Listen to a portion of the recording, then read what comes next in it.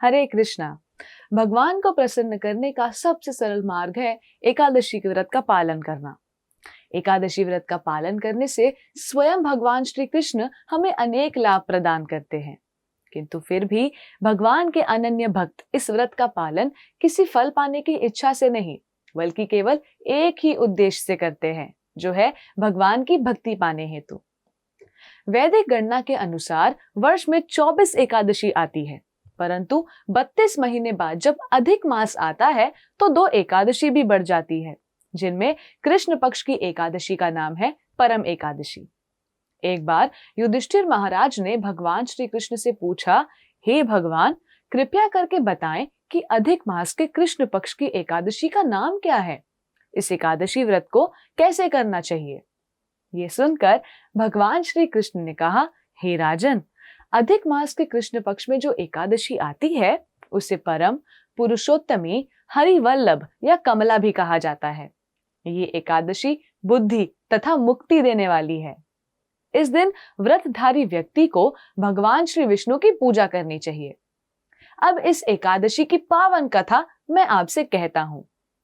सुमेध नामक एक पवित्र ब्राह्मण अपनी पतिव्रता पत्नी पवित्रा के साथ कामपिल्य नगर में रहता था। पिछले जन्मों में किए गए पाप कर्म के कारण वो बहुत दरिद्र था।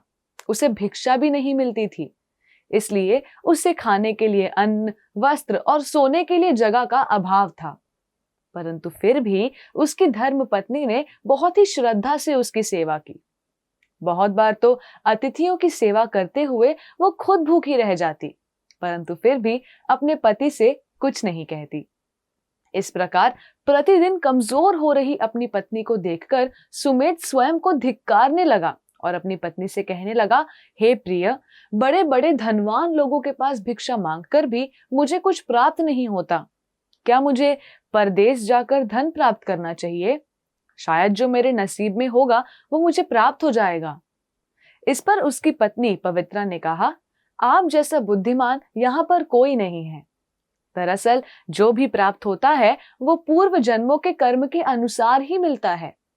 लगता है पूर्व जन्म में मैंने और आपने कोई पुण्य ही नहीं किया, जिससे इस जन्म में हमारी ये स्थिति है। हे स्वामी, मैं आपके बिना नहीं रह सकती। कृपया आप कहीं न जाएं। जो भाग्य में लिखा होगा वो यही मिल जाएगा। ये सुनकर सुमेध ने परदेश जाने का विचार त्याग दिया। दैव योग से एक दिन कौंडिन्य ऋषि वहां पर आए। उन्हें देखकर सुमेध और उनकी पत्नी ने आनंदित होकर उन्हें प्रणाम किया। उन्हें आसन देकर योग्य प्रकार से उनकी पूजा की। अपनी क्षमता के अनुसार उन्होंने ऋषि को भोजन दिया। फिर पवित्रा ने ऋषि को पूछा, हे मुनिवर, हमारी दरिद्रता कैसे दूर होगी? धन प्राप्ति के लिए मेरे पति परदेश जा रहे थे, परंतु मैंने उन्हें आज जाने नहीं दिया। निश्चिंत ही ये हमारा सौभाग्य है जो आप आज यहाँ आए हैं। कृपया ऐसा कोई उपाय बताएं जिससे हमारी दरिद्रता दूर हो जाए। पवित्रा की बातें सुनकर कौंडिन्य ऋषि ने कहा, अधिक मास के कृष्ण पक्ष में आने वाली मंगलमय परम एकादशी का पालन सबसे पहले कुबेर ने किया था, जिससे भगवान शिव उन पर प्रसन्न हुए और उन्होंने उसे ऐश्वर्य प्राप्त करने का वर प्रदान किया था। राजा हरिश्चंद्र ने भी इसी व्रत का पालन करके अपनी पत्नी, संतान और राज्य को पुनः प्राप्त किया। इसलिए तुम भी इस व्रत का पालन अवश्य करो। तब भगवान श्री कृष्ण ने कहा, हे पांडुपुत्र, इसके बाद कौंडिन्य मुनि ने पंचरात्रि व्रत के बारे में कहा, जिसके पालन करने से मुक्ति प्राप्त होती है। परम एकादशी के दिन से ही पंचरात्रि व्रत का पालन करने के लिए शुरुआत करनी चाहिए। जो भी 5 दिन तक इस व्रत का पालन करता है वो अपने माता पिता के साथ वैकुंठ लोक को प्राप्त करता है। कौंडिन्य ऋषि की सलाह के अनुसार पति पत्नी ने इस व्रत का पालन किया।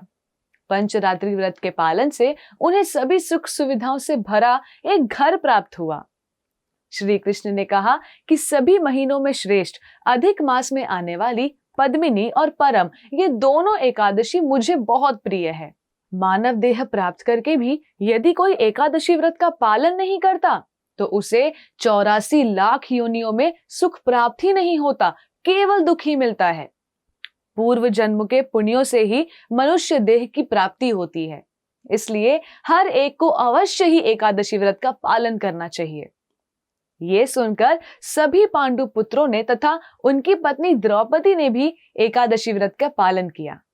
तो आइए हम भी भगवान को सर्वाधिक प्रिय अधिक मास में आने वाली परम एकादशी के व्रत का पालन करें व भगवान की कृपा प्राप्त करने का पूरा प्रयास करें।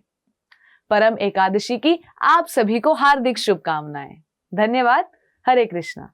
ऐसे ही और भक्तिमय कार्यक्रमों के लिए देखिए हरे कृष्णा टेलीविजन और इसे प्राप्त करने के लिए आप अपने केबल अथवा DTH ऑपरेटर से संपर्क करें तथा और अधिक जानकारी के लिए आज ही डायल करें 7666 839 839।